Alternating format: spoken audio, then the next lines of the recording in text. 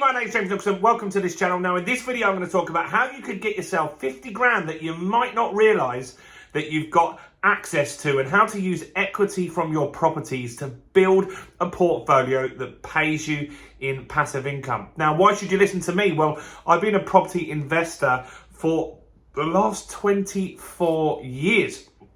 I started investing in 1999 and I built a property portfolio doing exactly this. Now, I wish that I'd known more about this initially, because I could have done this a lot faster and have a way bigger portfolio through the power of compounding, which we're going to talk to you about today.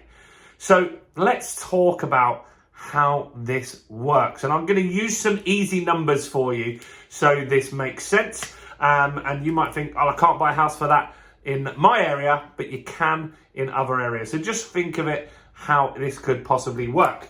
So let's just say you bought a house for £100,000. You definitely can do that, because I bought one for £60,000 in 2022. And what normally happens with properties, every 10 years, they double in value. Now, people say that that's not going to continue that trend. Well, in 2023, prices will probably come down a little bit. So that's the time to buy, because you're going to get a bit of a discount, right? And so you'll get a bigger growth. So yeah, normally house prices double every 10 years. And they've done that since 1066. You remember 1066 from school? The Battle of Hastings. And that's when they created the Doomsday Book. And they started to track data on people that lived in this country. So every 10 years, on average, your house will double in price. Now, if you think that that's wrong, go and ask your parents or your grandparents, how much did they pay for their house?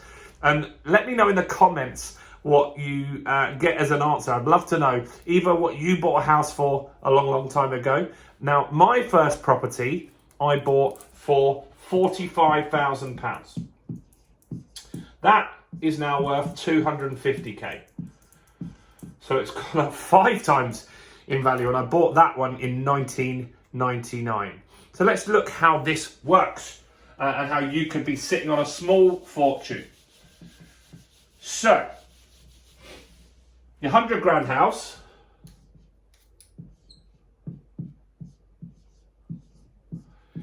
in 10 years is going to be roughly worth 200k. Now look, you might get that property in 10 years, it might be at the part of a down cycle where the property prices are going down. So it might take 11 years or 12 years. Sometimes it might take 8 years, right? At the moment, house prices have been going through the roof. And so normally the house prices will double in value. Now, when you took this property out, if you had it as a buy-to-let property, you would have a 75 grand mortgage on that, right? Because you have to put in a 25% deposit, right? So you've got 75k mortgage, and you put in, so deposit was 25k, right? So that makes the 100k that you spent there. Now, 10 years later, you are still going to owe 75 grand, because if you have a buy-to-let property, you get a type of mortgage called interest only. So the debt doesn't get paid off, just the monthly interest gets paid off. So you still owe 75 grand. Now you've got, this is equity when you started out, and you've now built another £100,000 in equity, right? So you've got £125,000 here in equity. Now this is the same on your residential property or on a buy-to-let property. It doesn't have to necessarily be buy-to-let. House prices go up, whatever, right? So you've got 125k in equity. Now banks will lend 75% of the value of a property, right? So the house in 2033 or 2032 should be worth £200,000. We can now borrow against that 75%, which is 150 grand, right? So we can take a new mortgage out for £150,000. We pay this one off, right? So we've cleared that debt down.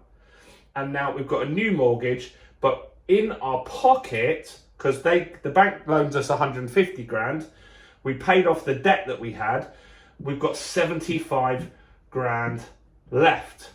So what can we do with that 75 grand? Well, this is where we can go and buy new properties and new buy-to-lets. Now, houses have gone up in 2032. So houses are now worth 200 grand, right? So how much deposit do we need to be able to buy this property here? Well, the answer is 25%, and it's always going to be 25%. So we need 50k deposit, so we can keep 25k spare in our bank for renovations and stuff like that. Or we don't have to even borrow that much if you don't want to, right? You now have two houses that are going up in value.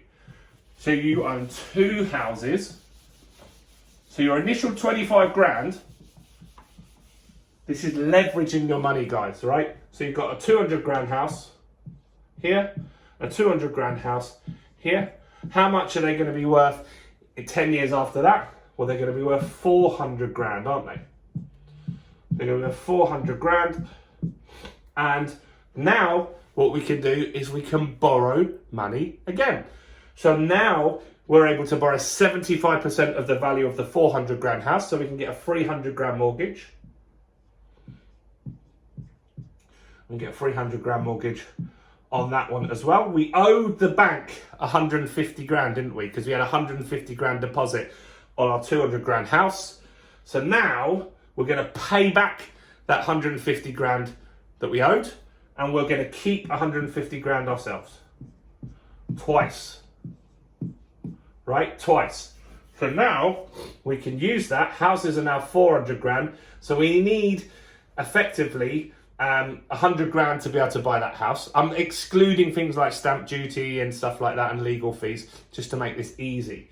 But now we can buy at least two more, because over here we've got 150 grand spare, 150 grand spare. We've got 300k worth of deposits over here. So we can buy that house there. We can buy this house here.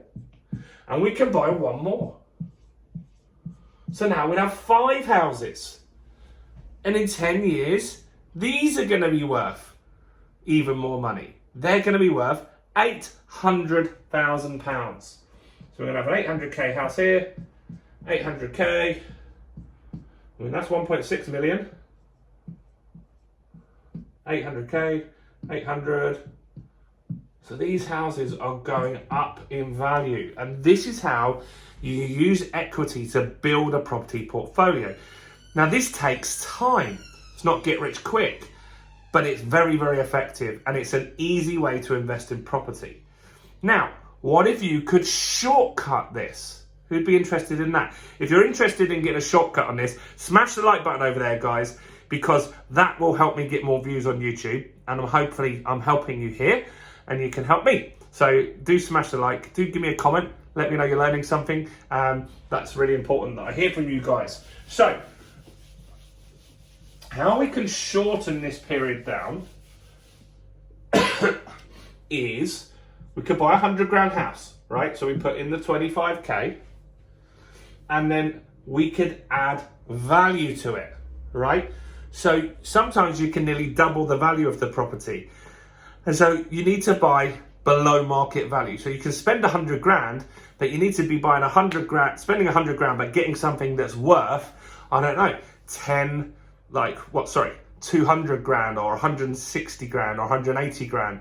And the reason it's going to be able to buy cheaper is because maybe it's in an auction. Maybe it's being sold through probate because somebody's died.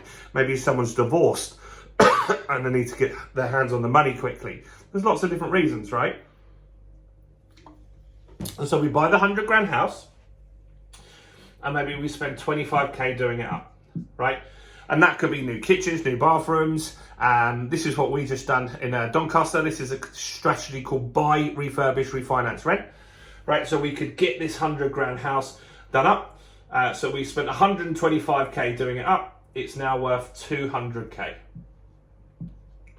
right?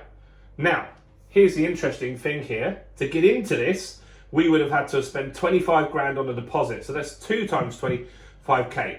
There would have been 25k for the deposit to initially get it, 25k for the refurbishment. So we're in for 50k, Now the property, a few months later, is worth £200,000 because we've made it livable. We've made it nice, right? So we're now able to borrow, well, the house is worth 200k, so the bank will lend us 150. That's quite a magical number, isn't it? The bank will lend us 150. We've spent 150 doing it. We spent 50k for the deposit and the refurb, 100k to buy it. We now can get all of our money back, and we've left in this deal £0. £0, right? Now, not every deal is going to work like that. Sometimes you might get back half of your deposit or half of your work that you've done on that. And then that's still more money that you can go again and do the next deal.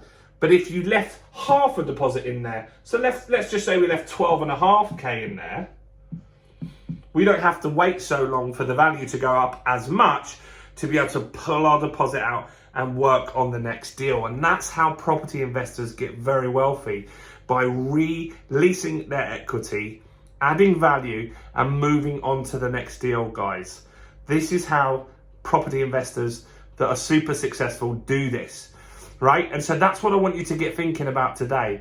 If you want to be investing in property, you want to be buying the ugly houses, the ones where you can add value, where you can change it. So here's a few examples of what I've done in 2022.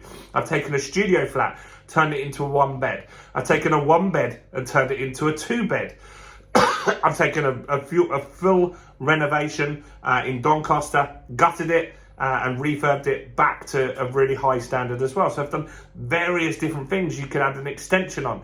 You could add double glazing if it didn't have double glazing. You could get it higher energy efficiency. There's all sorts of things that you can do to add value. And when you do that, the value of the house is going to go up. That means you're going to make more equity. That means the bank will lend you money because they will lend you 75% of the value.